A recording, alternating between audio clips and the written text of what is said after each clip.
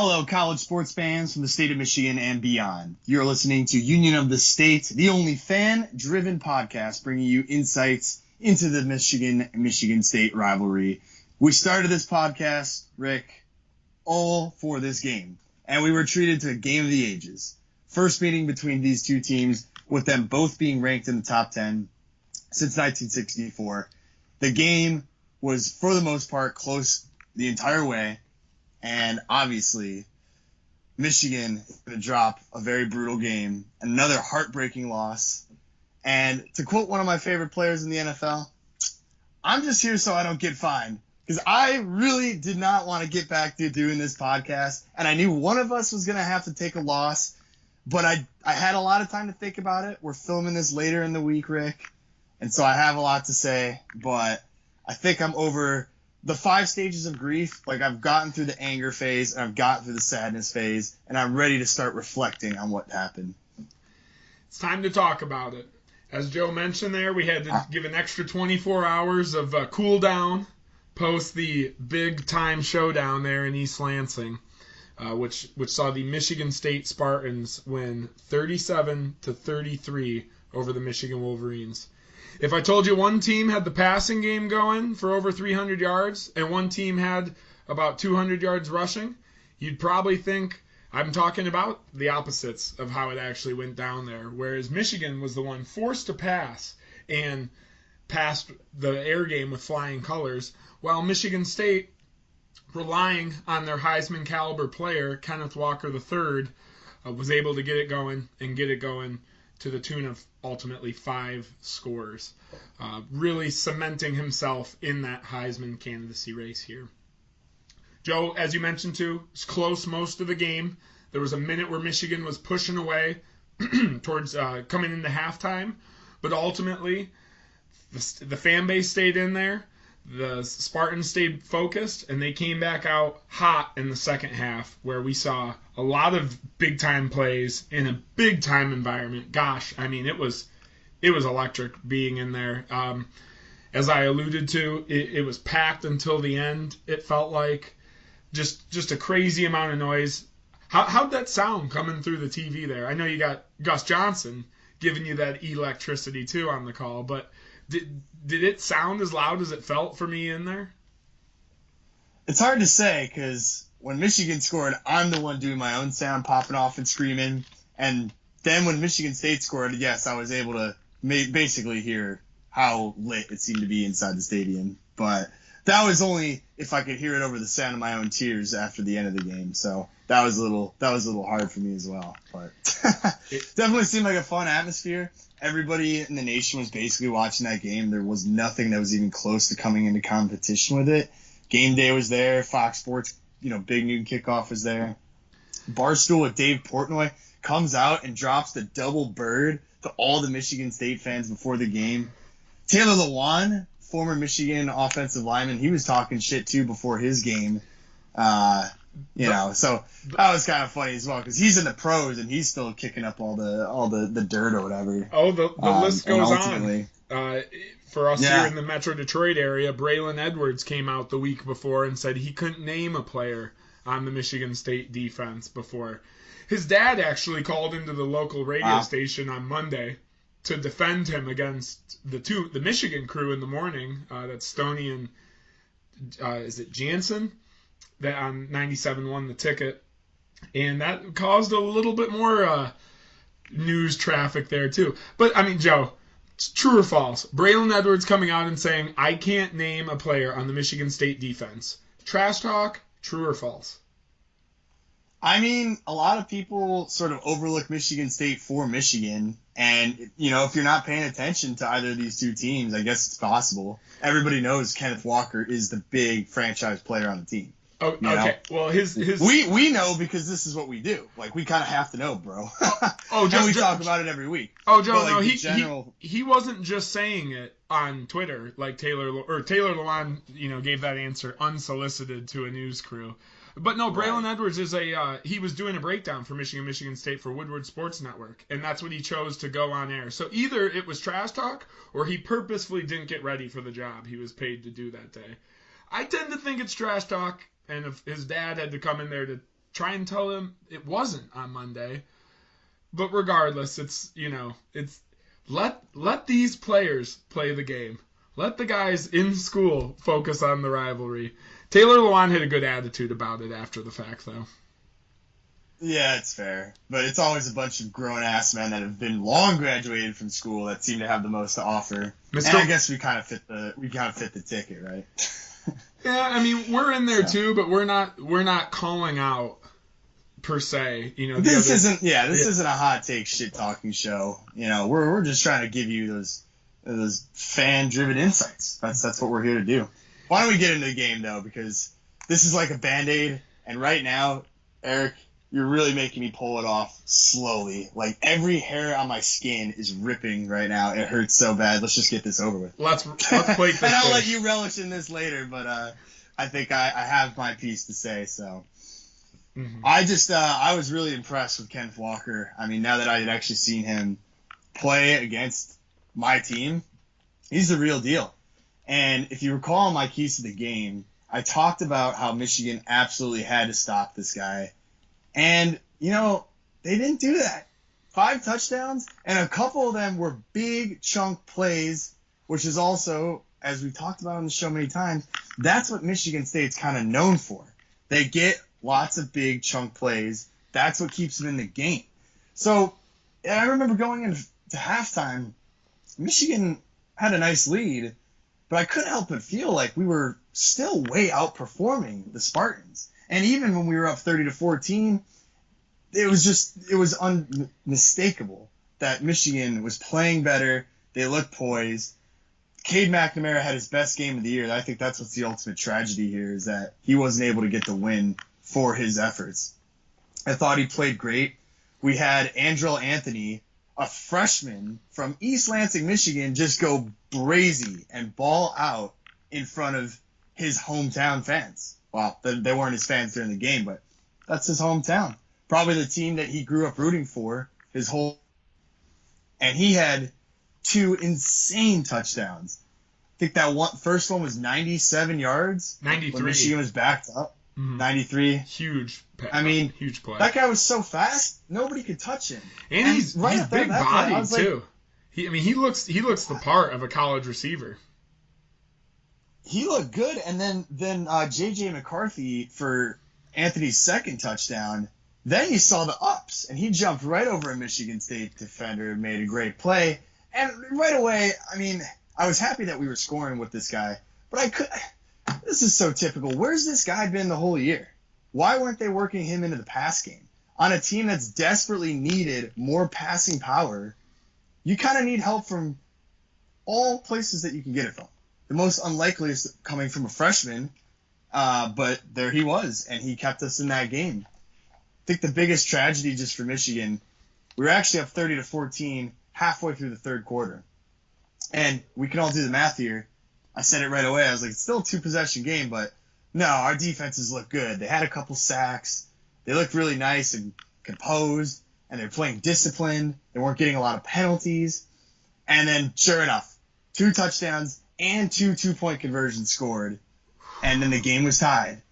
And so what happens next, I think, is the most egregious sin, one of the worst coaching decisions I've ever seen. And I'm not just saying that because I'm fired up right now, but this is what characterizes Harbaugh and his inability to win big games.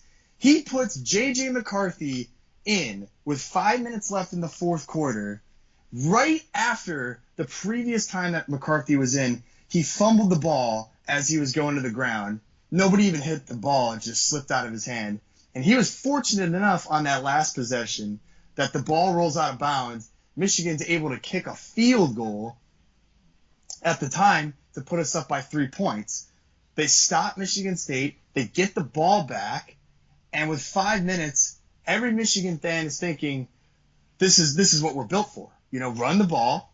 Maybe a couple more of those short passes from Cade McNamara. He's been great. But, oh, wait, what's this? J.J. McCarthy's back in after he literally just fumbled. And I remember telling my friends they will not put him back in the game because that first fumble he had was too close for comfort.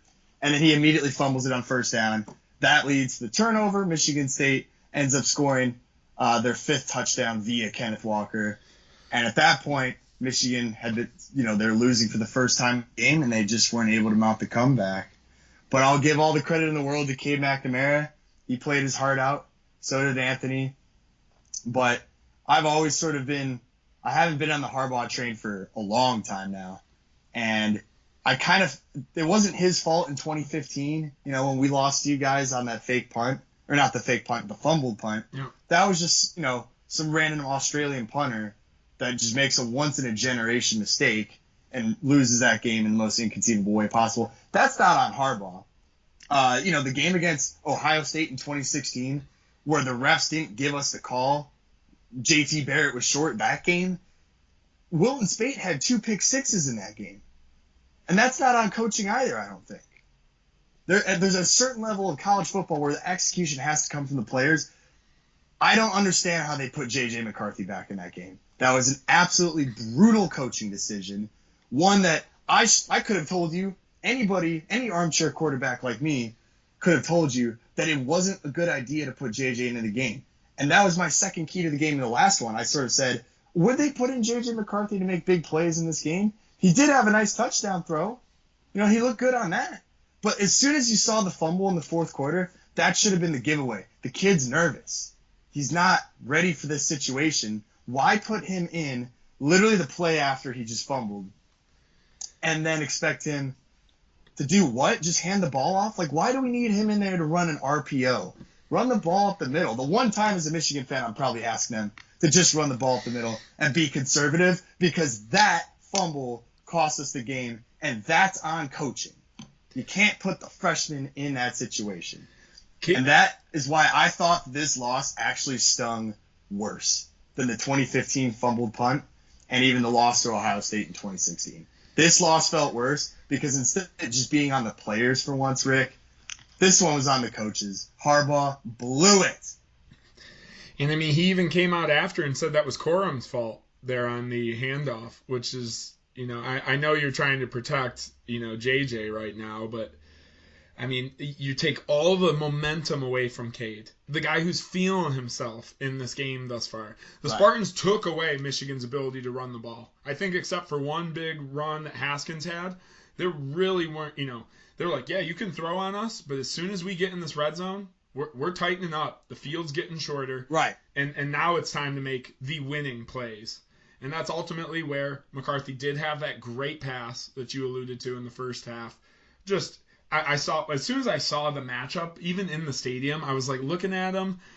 I just felt it too. And Chester Kimbrell was there, but not really. Andrew Anthony did everything he wanted to on that play. It's a good ball. It was a good ball by McCarthy. No, yeah, it's all because of the perfect pass, perfect route, perfect body placement. It was just a perfect play by those two youngsters. So good execution. Yeah, a lot. Freshman to freshman, they were on the same page. A lot to be happy with there. But yeah, I'll echo what you said though, because I agree. Like there was some, in between the 20s, like in the middle of the field, Michigan was sort of able to get those third down and conversions with the running game. But definitely in the red zone, that's what led to a lot of those field goals. Who knows? Because when they were running the ball on like 3rd and 3 a couple times, Michigan didn't get it, and they had to settle for the field goals. Who knows if any of those had been converted, what the outcome would have been otherwise.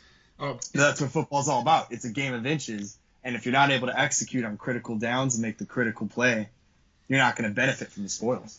On the flip side of that, the two Michigan State plays that really just cemented the victory for me were when Michigan State had to do that. 4th and 1, 4th and 3. Oh, that throw was amazing. What was that, third quarter from Thorne to Reed? Yeah, where he falls right at the 2 or the 1 yard line. That was huge. That game probably could have been over if they don't do that. Big time throw. Oh, yeah, no, for sure. And then it would have been a huge stop. And was that going back to the first half where they had that 4th and 1 and they ran that rainbow bomb to Speedy? Oh, yeah. And he gets tripped up by his shoelaces, too. That took some cojones on the coaching staff there by Mel Tucker. I didn't see that one. Everyone in the state, I'll echo what you said. That was one of the points where I'm like, okay, give the ball to your Heisman running back. And then when you see its play action. Don't be cute. Oh, my gosh. My heart sank. And then thankfully he lobbed it up there like he did, and Naylor's as fast as he is, because Naylor had a big catch on it. Heck of a play by the defensive back. I think is that Bush in the back there? No, not Bush. Devin Bush is not on our team anymore. I don't know who made that exact tackle. Hill. Daxton Hill. Hill. Heck of a play to catch him and not let that go just straight up for 7. Obviously, right. And then still another big play for Michigan State, and I believe you guys ended up punching it in. We did, and actually, to flip it to the coaching side, it's all under Harbaugh there, under his umbrella, but that's where Peyton Thorne was actually able to take advantage of Michigan's defensive substitutions a couple times. He ran that play, and it actually got a flag, but Kenneth Walker got in for the score. Yeah. No, they scored two touchdowns on it, too. 2 Kenneth Walker the shorter TD runs were both while they were trying to take advantage of the substitution. So there was just a little bit of frustration from McDonald there, not adapting quick enough to that when the offense is. Other than that, I thought the defense of Michigan had been played pretty well, and I didn't even know that was a weakness of ours. Joel Klatt kept mentioning it on the broadcast. He's like, "Oh, Michigan, when they get pressured, like this happens, they have a tough time substituting." I'm like, they better figure that out because Ohio State is gonna go crazy on that. But anyways, I didn't even realize that was a thing until they did it to us twice, and I was like, "Geez, come on." These guys on the field. Same thing, but I actually felt a little nervous on my side. I was like, is the clock running down? Like, are we the ones that like need to snap a play? Like, because, it looks a little discombobulated too when Thorne's just like telling everyone to get down. Yeah, so it was. Yeah, that's chaotic. Sure. That's funny though that Joe Klatt was mentioning that. But yeah, as you mentioned, I mean the Kenneth Walker, some of those big touchdowns, like the 50-yarder touchdown. He's following his O-lineman. There is nothing there. He reverses field, and thankfully the receiver is still blocking. That was huge. So if that receiver's not blocking, maybe he'll get like 5 yards on that. Exactly. Maybe. So, ultimately the D-line was putting the clamps on it. That's just Kenneth Walker being outstanding, and kudos to the wide receivers for holding blocks downfield, knowing they have a running back that can flip the script either way like that with his body. And then lastly, that other touchdown, I think it was the last one of the game where he kind of zoots through for a 30-yarder. There looked like there was a paper thin gap there. I have no idea how he made it through that. Still, like, it looked like he was just going to hit the pile and go down, and somehow he gets to the next level.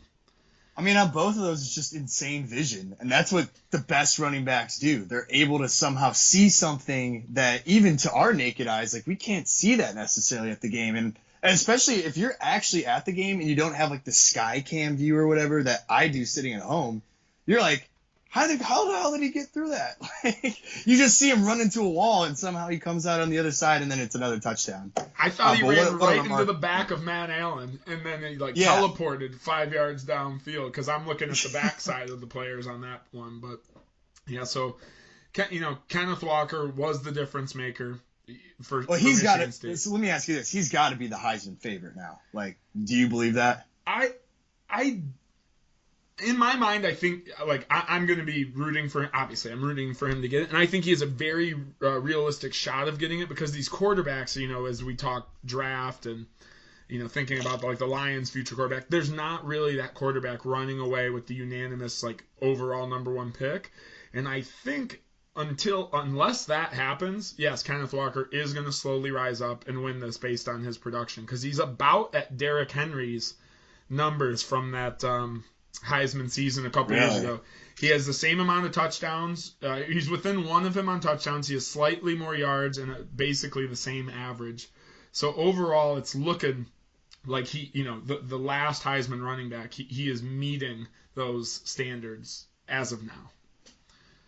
I don't even want to hear you say Derrick Henry because not only did I have my Michigan team lose to you this week, but I have Derrick Henry in one of my fantasy leagues, so he's out. And then the Bears lost to the 49ers. I was like, this has just been a horrible weekend for me. Like, I really wasn't having any fun watching football this weekend. It's funny. Which sucks because our game was really good.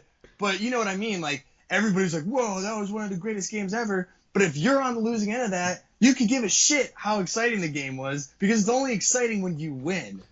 So that was a little rant right there. But I do think that Kenneth Walker, he's Heisman material, absolutely. And I don't see how he wouldn't be the favorite. Yeah. Because none of the experts, like Mel Kiper doesn't have a quarterback anywhere in the top 10. And quarterbacks have basically been the only people to win this, with the exception, I think, of Devontae Smith last year. Yeah. He got the Heisman. That's correct. So that was a wide receiver out of Alabama. So unless you're some sort of non-quarterback that plays for Alabama or just a quarterback somewhere else in the nation, you really don't have a good chance. This has got to be the best chance. What other year could this happen? It's got to be this year for a running back that isn't from Alabama. There's no quarterbacks that are stepping up. Like, nobody's really seeming to be that crazy good or whatever. And I'll be rooting for him too. And given the nature that was a Heisman-like performance. I totally agree. And given the nature of this rivalry, I mean, that's all what the Heisman too is. It's making those huge moments in the biggest games. And I mean, at least that was Michigan State's biggest game of the year. And they, obviously he passes it with a 5-touchdown performance. So that's just people are going to be pointing back to that game. All he's got to do is keep the average going of what he's been doing. And that game will still be the exclamation point on the Heisman season. And yeah, I don't think any of those quarterbacks have enough big time games. They said that was the most viewed college football game all year at around 9 million people. Undoubtedly, yeah, it was insane. And it lived up to it. It was a great performance for the Big Ten to show. I mean, Michigan only dropped, I think, to number 9. The CF, the college football rankings had us down to 7. 7 so in the playoff rankings. I think 8 or 9. We didn't even move. Yeah. Yeah, 9 in the AP or whatever. But like you said, I mean, and that just tells you. Go ahead. Sorry. No, you're all good. They had dubbed this the heavyweight matchup, so it's just like after a big boxing heavyweight or MMA heavyweight fight, it was a great fight. The loser still just lost a great fight, though, which is hard to swallow, obviously, because of all that emotion that you pour into it. The blood, sweat, and tears for, the players there. So, got to be feeling that one, but should take a little bit of solace in given that, the respect they got from that rankings program last night. MSU sitting at 3, Michigan at 7. You win out your games. If both teams win out their games, and this is crazy talk, they could both make the playoffs. It's totally crazy because we're not going to beat Ohio State. Until we beat them, I'm always going to think that way. I know. But we'll see. We'll see. It's still way too far out. I don't want to get into it yet. They didn't. I'm still reeling from this loss. I'm not ready to think about my next loss. No, I hear you. But they looked a little dicey against a Penn State team that we've been kind of fading on these last couple weeks. I know. This has got to be one of Ohio State's weakest teams in a while. And you're right. The respect from the rankings program was there. We didn't drop that far. Michigan didn't drop that far, even though it was still an embarrassing loss if you're Harbaugh. But the kids left it on the field, and that's all that matters. If Harbaugh would just get out of his own way, man, this is actually a nice team. It would have been a lot nicer with Ronnie Bell, but the way that they played, I thought the play calling was really good for Michigan the whole game. Yeah. So I'll give credit to Josh Gaddis on that. They had a really good balance going. They had some nice deep balls in there, some solid runs. They just obviously fell a little short, and I think it's because of that one coaching decision. Yeah, but ultimately the Big Ten will rank higher than the Pac-12 will. With you got Oregon there, so that's just where these teams are still in the driver's seat. Whether it's Ohio State, Michigan, and MSU, all you have to do is focus on you. And I'm not sure we're ready to turn the page to the next week's games, but that's where I'm going to say I am a little bit nervous for both this Michigan and this Michigan State team in getting off of last week as they're moving on to, what should be winnable games for both, but right. It still seems like coming off an emotional game. It's just a huge, that emotion and adrenaline drop there. So we'll see how it looks, but great game. Let me ask you one more question. Oh, yes, sir. Yeah. I was just going to ask, so this is just more speculation, but I think, so let's say Michigan beats Ohio State and somehow they beat you guys. Do you know how that shapes out if they're all one-loss teams in the conference, but Ohio State has 2 losses because they also lost to Oregon? I don't think that loss to Oregon has any bearing on who would win the Big Ten East, right? But if they all have 1 loss, and then we all have 1 win, it's kind of like a circle of like, oh, like Michigan State beat Michigan, Michigan hypothetically beats Ohio State, and then they hypothetically beat you. I don't know how that works. And that's going to be a nightmare for anybody, not only in the Big Ten, but also probably the college football selection committee. If you have 3 one-loss teams in one division in the Big Ten, that reminds me of it still could be a good year.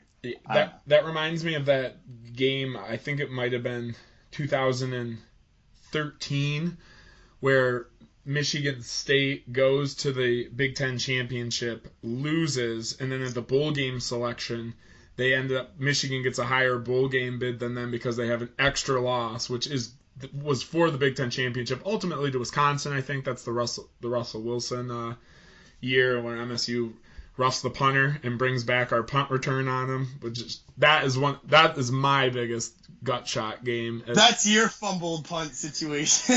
It really is, because punter doing that song and dance. Oh, he touched my toes, and falls over completely away from the play, and Martin just brings it back to the 2, I think, and I believe Le'Veon Bell's on that squad, so that was going in if it was, but. Ultimately, Michigan gets a berth to the Sugar Bowl. I forget who we play. We might get stomped by Alabama that year. That might be the year we go to the Capital Bowl. Is that the one? I don't know how Alabama ever drops to the Capital Bowl, but, God bless whoever plays them, especially if it's my team. But that would be a crazy scenario. I don't know what they would do. I mean, you don't think it would go to any sort of, this isn't soccer. There's no points tables, how much you scored versus, how much you allowed. It would, I feel, and like you said, they can't judge Ohio State off a loss out of conference, but that would be weird. It'd be weird. That would be wild. Because it's like you got to pick one out of these 3 teams. Everybody in the Big Ten West, this is what I'm so sick and tired of. There's no reason to have 2 divisions in one conference when you got 3, and with Penn State with Clifford, 4 amazing teams in just one division. It's an absolute crime that only one of our 3 teams is going to be picked to play against. I mean, who's even at the top right now? Like, I genuinely don't know who's at the top of the Big Ten West. Is it Minnesota? Or is it still Iowa? I think it's Iowa or Wisconsin. It's got to be Iowa. It's got to be Iowa. Man, but even still, the Big Ten West is such a mess. At least in the Big Ten East, it's because you have so many good teams that you're like, where are they ranking up in the West? You're like, who's trying to lose their way out of first right now? It's Minnesota. They're 4-1, and Wisconsin, Purdue, and Iowa are 3-2. And PJ Fleck just got a 7-year extension today. So look at him. Oh my god! He quickly parlayed that into some more money. Good for him. Joke. Because what the Big Ten's, like, the Big 12 is a horrible conference, and their 2 best teams are leaving. But what was their tagline for the Big 12 championship? It's that we always pit the 1 and 2 teams against each other. I think the Big Ten is really, they're not putting the best product on the field. And let's be honest, they're out here to make money. They should absolutely abolish the system. It makes no sense. It's been like this ever since they instituted it in the first place. So I just don't understand it. If you want the 2 best teams out there, that's what's going to be most exciting, and that's what the players deserve. I don't think Minnesota deserves to play any of these 3 teams. Just saying. I was the only ranked team. I don't even know where Minnesota's ranked. And I was the only and Minnesota's ranked not team even ranked. Yeah. They're not even ranked, and Iowa's 19. They still have Iowa and Wisconsin, so Minnesota's got time to blow it. But that being said, they're all sinking over there right now, where it seems like you have 3 borderline 4 teams that should be focused on as the Big Ten champ, and then we got the West just playing their games. But there's our shade. I would love to be a coach that plays in the Big Ten West. That 7-year extension for PJ Fleck. He's like, who do I have to compete with here? Row the boat, I baby. don't even have to worry about any of these teams and monsters in the East. Is he coaching the crew team or the football team there? But they're moving that boat regardless. Wow. They're gonna row something. I mean, look at this gauntlet that Iowa has to play for the last 4 games, Rick. Northwestern, Minnesota at home. I guess that'll be it'll be what decides who goes on to the championship probably. And then they play Illinois and Nebraska to round out the year. Yeah. So Real gauntlet there for the Iowa Hawkeyes. Wow. Anyways, we've gotten way off track. Well, we're given the complete picture, and yeah, that'll be, as I told you yesterday, I think the two teams did. There are no frauds in that matchup. Both teams lived up to their brands. They're top 10 teams. They should be feared in the Big Ten right now, and they're gonna, we mentioned it before last week's about getting the best shot from everyone. We're gonna be getting the best shots from Purdue. We're going to be getting the best shots from Indiana as we're then looking towards a Penn State and Ohio State. You haven't played Maryland yet either, have you? No, actually we haven't, I guess. Yeah, we both have Maryland we'll on the that docket. In there. Penn State, we both have to take. We both have to take Ohio State. We have three of the same matchups there in Maryland, Penn State, and Ohio State to end the year, and then you going for Indiana. Well, we got are they 4-2 Purdue team? Oh wait, no, they're 4-4 now. Yeah, they're slowly took down Iowa. They're slowly falling. Yep.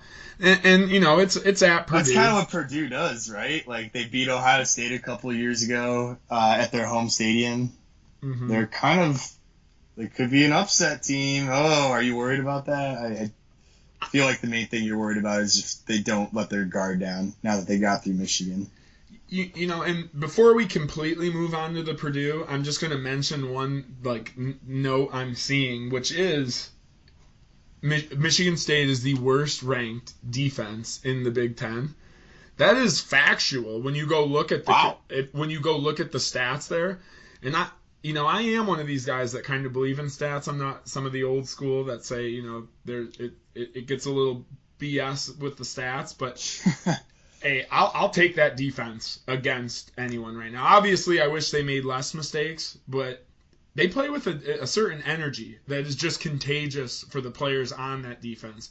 They start feeding off each other, snowballing, and making big plays. Coming up with no bigger play than Chuck Brantley's interception there to end the game. That truthfully had no business making that catch. I mean, it's a one-handed pick, and he flew from nowhere to get there. That is that energy I'm talking about. So I think this defense alone can carry them against Purdue. How are they the worst? How are they the worst defense? I heard Mel Tucker's a defensive coach. Is that just how many yards they give up, or just yes? Points? Yeah, no, it's yardage. So it's based on the yardage totally. Because bend don't break. You were letting us march down the field a lot, but if you only give up a field goal, you need 3 field goals to eclipse 1 touchdown. So I don't really care too much about the yards. I'd be more interested to see about the scoring. Yeah. Even though there was a good amount of scoring in that game, but so it was State's defense that ultimately came to life in the second half there and started holding, making a stand, making big plays. And just down the line, State made just a couple more big plays to ultimately get the game away from Michigan. But it's easy to do offensively when you got a guy like K9, Kenneth Walker III. Yeah, it sure is. And Michigan pulled an Adrian Martinez from Nebraska with that late game fumble just to set him up literally right in the red zone. Just, man. Uh-huh. I'm never going to get over that. I won't, but we kind of have to because life moves on, and so does this podcast. But this is the first rivalry episode podcast, and we sure were treated to a game. We've had a lot of stuff to break down and dissect, a lot of emotions for me to sift through as well. So just a great weekend all around for this podcast, not for Michigan, but for this podcast. We can only hope that our rivalry week, podcasts before and after will be filled with that much excitement. Not only going into it with the undefeated matchup, but ultimately coming out with just a top tier game that had all eyes in the nation on the little old swampland known as East Lansing, Michigan. The Michigan Agricultural College. Built on a swamp, man. There's more mosquitoes there in the summer than anywhere else. But East Lansing, on the banks of the Red Cedar, baby. It was good to be there, but as I told you, I'm not going to get into it. I darn near lost my mind trying to get to the parking spot. That was just not as fun as a battle to watch as the Michigan State game. That's for sure. That was a boring, slow, sluggish battle. Yeah. But before we completely turn the page, and like I said, still a lot to look forward to for these two teams, do we have to get in to the big narrative coming out of it, at least for one side of the program here in Metro Detroit, which is the officiating on that game? Yeah, actually, thanks for reminding me. I don't know. Like, I had some friends text me like, oh, man, Michigan's getting all the calls going their way. And it just seemed like every single play that went to review was going Michigan State's way. However, I thought all of them were okay. Thought all of them were fine. A couple questionable, maybe they could have called some pass interference for Michigan on that final drive. And also their penultimate drive, the one before where they fumbled. The one before they fumbled. When they were in the red zone, they had to settle for that field goal. I think there could have been a pass interference call there. But the most egregious was the one where Michigan's David Ojabo, one of my favorite players, gets a strip and the ball's laying there in the end zone. Michigan clearly recovers it, and it's a touchdown. There was not enough to overturn that. There's no way you could tell me that, because literally the replay before, they did the same thing, and it went against Michigan when Kenneth Walker's running to the end zone. And I don't know, you could make an argument that that ball was out, too. So how can you call that one not a fumble before the goal line? And then for Michigan, on the next replay, you say that he's down. I just disagree. I'm sorry. There's one thing that I've always heard as a referee doing any sport, not just baseball, but every single sport. I don't care how you call it and how you choose to interpret it. Keep that shit consistent. Every play is different. I get that. Those were two, similar replays, but ultimately completely different. And I just don't understand how one of them you let the call stand, and then on the very next one you see that there's something there. I just disagree. There's definitely not enough to overturn that. All the announcers in the booth agree with me. Mike Pereira agreed with all the Michigan fans that there just wasn't enough there. Mm-hmm. I'm not saying that's the reason we lost, because it wasn't, but that was absolutely a questionable piece of officiating. And I wonder if Harbaugh is going to try to get a response from the Big Ten on that, because that was close to highway robbery. But because it happened so early in the game, and I mean, the score, I think it would have been like, 20 to 20. That would have put you up 20. That would have put you up 27 and given the ball back to Michigan State with about a minute and a half to go before the halftime. So right. It's the difference. Huge difference. It's the difference of 4 points, because you probably aren't getting the ball to kick. Probably aren't getting the ball to kick the field goal, exactly, because that was a nasty punt, situation that Bryce Behringer had to punt out of that deep. But yeah, the one thing I want to mention on that play, Jared Horst He's your boy. Stay in left tackle the whole game. The platoon O-line, that was literally the first play they subbed the left tackle out, because not because he was tired, not because he was hurt. It was just a little quick switch. And I'm staring there looking at him. I'm like, that's not Jared Horst. What is that guy doing at left tackle? And he doesn't even get a hand on Ojabo, who you called the fumble king last episode. And he comes in there, great fumble. They're debatable calls. And I at least give you props, because to say it's like that was the difference of the game, it wasn't even in the last quarter of the last half of the game. So where it's like, okay, if really that's the reason you lost the game, not the way in the second half and just how that was going. There were moments to win it back, but obviously that is momentum was still on Michigan's side, but it was, cut down, a little bit because of that. And then obviously would have rather been up 20, feels a lot better for sure.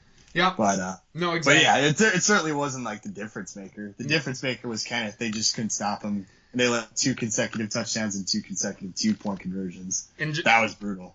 They had the game. They had the lead they needed. Yep. No. All they had to do was stop one of those 2-point conversions. Now it's a little awkward. Now it's like, okay, now they got to get a field goal or something. Instead of having that psychological boost that you said that the defense feeds off of. Once the game's tied, it's like, yeah. You might have been getting outplayed the whole game, but now you're tied up and everybody's more motivated and juiced. So Xavier Henderson making a big tackle that forced the ball loose on one of those last drives before it was on the third down play. McNamara hits the guy, and number 3 just bam hits him, ball drops, and then the next play is the play where the 2 Michigan State players run into each other, and ultimately the guy is picked because of it. But yeah, there was, I think Michigan's O-line probably got a little love, and I think they had one holding call against them all days. There were some plays where Cal Halliday was blitzing. I'm like, he looks like he's getting handled a little bit down there, but they're letting him be chippy. And even I think who's big number 90 for Michigan? Morris. I'm terrible with numbers, just terrible. My bad. He's your D tackle. He's a monster. He looks like he's NFL ready based on size. I'll get his name, but ultimately he came out on the radio and alluded to Mike Morris. Yep, it is that, the junior. And he was alluding to, Michigan should have gotten a better job from the officiating on that. Mike, I'd be careful what you ask for. There's a video of you choking Kenneth Walker right in front of a referee while he's on the ground making the circulation right now. So I don't know that you wanted the refs to be paying more attention to your game, Mike Morris. But no, we'll trade the touchdown for 15 yards. Easy. Well, I mean, hey. It's just one, because they don't miss just one call a game. They don't just miss one side, the whole time. Yeah, I agree with you on the. I think ultimately it's super controversial to overturn that call, especially where it's called on the field. That's the main reason it's so weird. If it was, called. If he was called down by contact with the shin, then I could see it standing. But I think it was a little abnormal, that they reversed that. And then same on the Kenneth Walker play. But ultimately, it's not rugby. That's why in the game of rugby, where the touchdown actually comes from, you need to physically touch the ball down in the end zone to get the points. I've seen so many people do that same play in rugby where they just drop it in there and then it's a free ball. So it gave me those rugby vibes a little bit. I'm like, Kenneth, run that ball to the sideline. you go frame that monster. But no, ultimately they let the rivalry play out on the field a little bit more. There was a lot of pushing and shoving going on all game long, and that's what we like to see. I just think, for Jim Harbaugh to come out with the classic line today, I don't want to make any excuses, but let me just drop these excuses on you. So he's already, he is calling out the refs locally here, going on the radio shows. And the fact that you even told me, I didn't even realize that he blamed Corum for the fumble. How are you going to just protect one of your players and throw the under of the bus? How about you take some fucking accountability, man? Because that was a bullshit decision to put that young freshman in the game when he clearly had the heebie-jeebies on the last friggin' possession. Yeah. Where he's fumbled. He didn't even get touched. The ball wasn't even touched. It's falling on his hand. I'm going to keep ranting about it.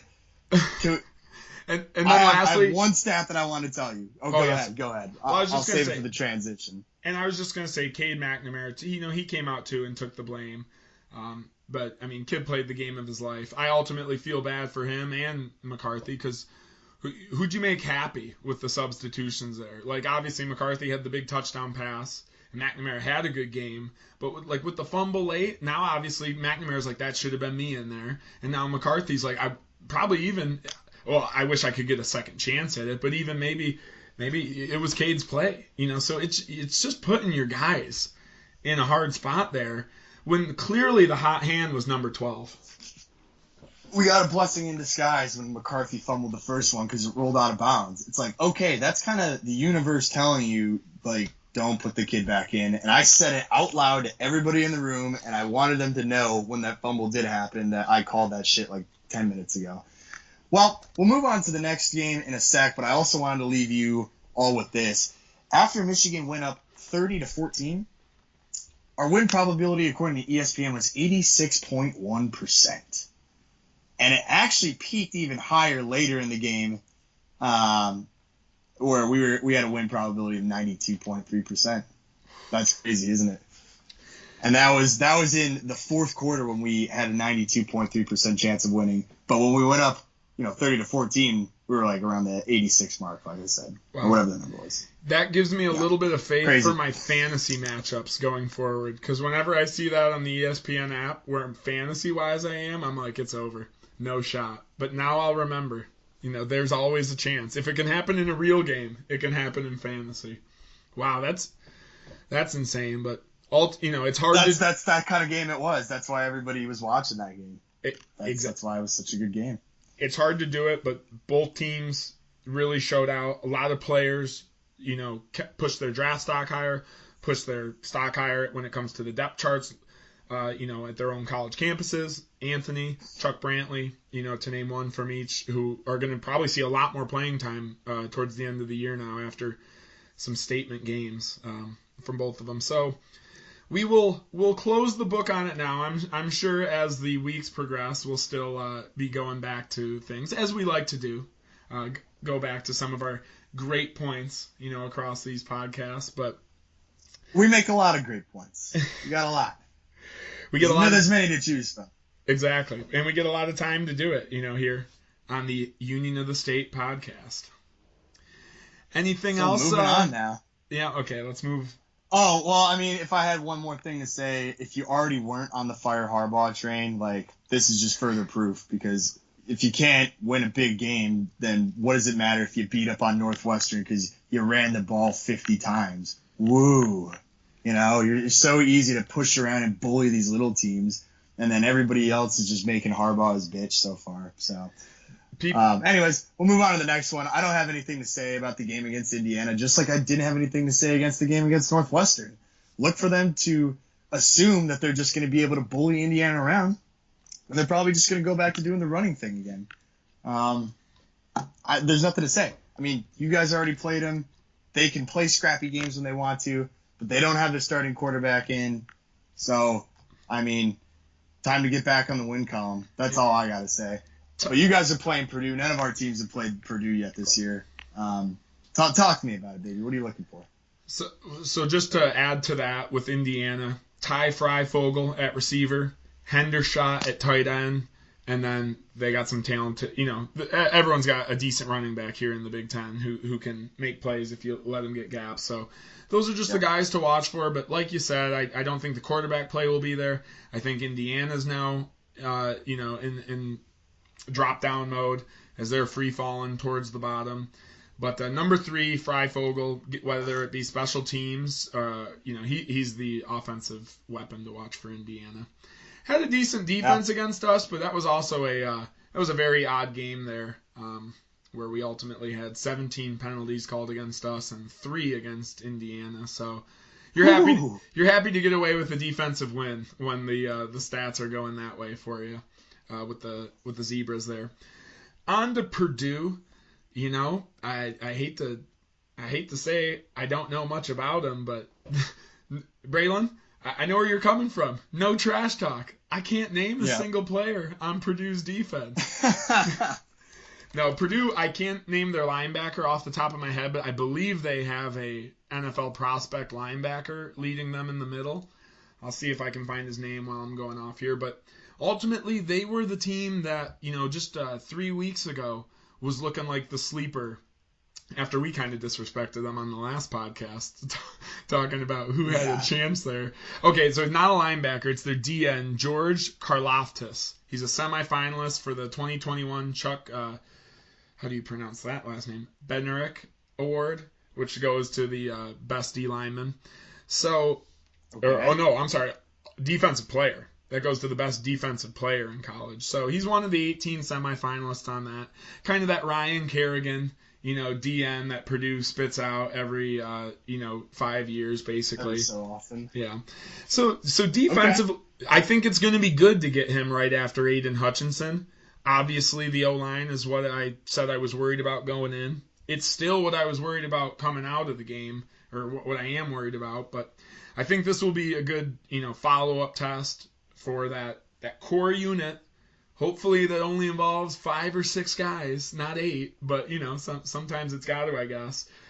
Try and have to stop another great defensive end prospect there. Other than that, I know their quarterback can make some plays, and they have a good a good receiver as well. So, it's kind of the typicals of Purdue. With Rondell Moore leaving just a year ago, like big play receiver, competent quarterback play, and then stout defensive, ends with making some big plays. I am thinking MSU is gonna, drop a little bit, or maybe they'll, and obviously the loss of Speedy Naylor, who I think broke 2 fingers in his hand in that game, was out the entire second half for us. That's a little tough because he's like our 1A receiver there. Obviously Reed's good, but we'll be looking for some of the younger guys to now step up, and hopefully Peyton Thorne can get it going, just so we can see Kenneth Walker, keep him interesting as Thorne's making him look downfield and Walker punching him in ultimately, or punching in. Yeah, I mean, he can really deliver from anywhere on the field, so, just keep feeding him. But, yeah, need the O-line to step up. And I think the defense, I said they were going to make a big statement in that Michigan game. I think they played pretty well. There were some big plays. Shout out to Justin White, cornerback number 30, walk-on for the team, played track in high school, and he was the guy who on one of the last Michigan drives, he's the cornerback blitz, where he goes and hits McNamara untouched on the side. McNamara gets rid of it because he's a pro, and he made a great job getting rid of that ball there. Even Thorne would have had to go down with that one.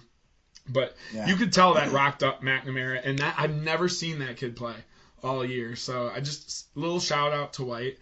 And I think ultimately the defense is going to start making that statement. They're going to change that narrative. I'm seeing or reading about, Purdue thinks they can take advantage of this low-ranked state defense. I'm like, come try that. Indiana was able to try and get it going too. I think they had 200 passing yards on us in the first half, 15 points, so I'm ready for this Purdue Boilermakers team. I do think it is a trap game. I think every game here out is going to be considered a trap game for Michigan State until they get to Ohio State. Okay. Just because they're overachieving, and have been all season. So I think you're just going to look for it. But guys like Kenneth Walker, Xavier Henderson on defense, they're going to make it hard for any individual player to, let their guard down there. There's a lot of accountability in that locker room right now. They seem to have a really good culture, make big plays when they matter. So I think ultimately this should be a cruise for them. Though, I'd favor them just by the spread. I don't think they're going to be putting up any, like Miami type numbers and dropping 21-3 on someone in the fourth quarter. Yeah, I think the biggest thing for me to watch going forward for Michigan State is that, if people didn't know about Kenneth Walker before, like the cat is definitely out of the bag now. So that's going to be interesting to see how Michigan State's offense responds, basically knowing that everybody's basically just the whole game plan is to stop Kenneth Walker because you don't want him to go off on you for 5 touchdowns and 200 yards. No. And hopefully on the reverse side of that, that'll let Peyton Thorne get it cooking a little bit again.